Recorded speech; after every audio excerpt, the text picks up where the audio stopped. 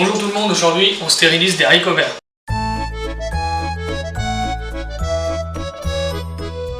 Alors en termes d'haricots verts, il faut savoir qu'il y a plusieurs espèces. Il y a le haricot vert classique, le haricot jaune ou beurre, moi je l'appelle le haricot beurre. Vous avez aussi le plus grand haricot vert d'origine de l'Afrique tropicale qui fait 1,2 m de long. Donc le haricot vert il est cultivé en général dans les zones tempérées, c'est-à-dire là où il fait 20-25 degrés. Et pour lui le zéro négatif, c'est-à-dire là où il poussera pas bien ou pu, c'est 10 degrés. Donc pour lui 10 degrés c'est fini. Ensuite ce qu'il faut savoir c'est que pour le haricot vert, les fortes chaleurs ça ne lui plaît pas, c'est-à-dire comme cet été avec la canicule. C'est beaucoup trop chaud et ça nuit à la fécondité de la fleur. Donc une fois que vous avez équeuté le haricot vert, c'est-à-dire enlever les deux parties, vous allez pouvoir les mettre à bouillir. Et d'ailleurs le premier à avoir mis au point la stérilisation, c'est Nicolas Appert.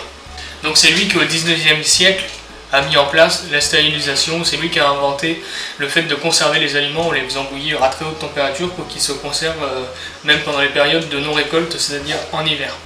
Donc là la première étape ça va être de blanchir les haricots verts, c'est-à-dire les tremper dans l'eau bouillante pendant 3 minutes à peu près, et ensuite les mettre à égoutter. Et là on pourra les mettre dans des bocaux. Donc là on est parti pour les faire blanchir, donc 3-4 minutes pas plus. Et donc là maintenant on est à 3 minutes, donc on va les enlever, on va les laisser s'égoutter un peu là-dedans, et après on les mettra en bocaux. Donc là maintenant que les haricots sont blanchis, on va pouvoir les disposer dans les bocaux. Alors, on va coucher les bocaux, ça va être beaucoup plus facile. Et on va bien les remplir vraiment à ras-bord. Donc là vous voyez, on l'a bien rempli comme ça. Maintenant que ceux-là ils sont en train de blanchir, je vais les enlever, je vais les égoutter. Je vais remplir tous les bocaux. Alors une fois que vous avez mis tous vos haricots en bocaux, vous pouvez mettre une petite pincée de sel dans chaque avant de mettre de l'eau. Vraiment une petite, hein, pas non plus. Donc ensuite, vous allez faire bouillir vos joints. Pas ceux-là, ceux-là.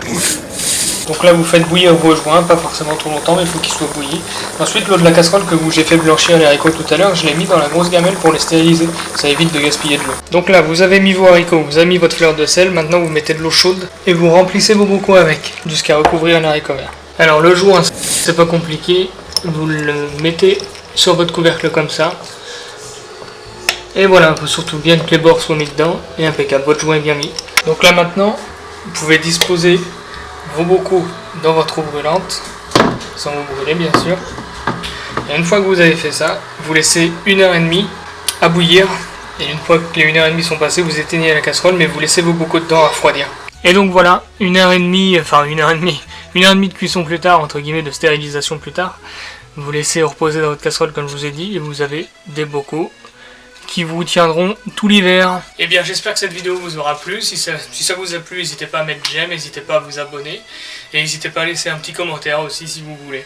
Voilà, bon on finit dans ma cave parce que c'est là où j'entrepose tous mes bocaux. Donc voilà, le garde-manger de la maison. Allez sur ce, à bientôt, salut.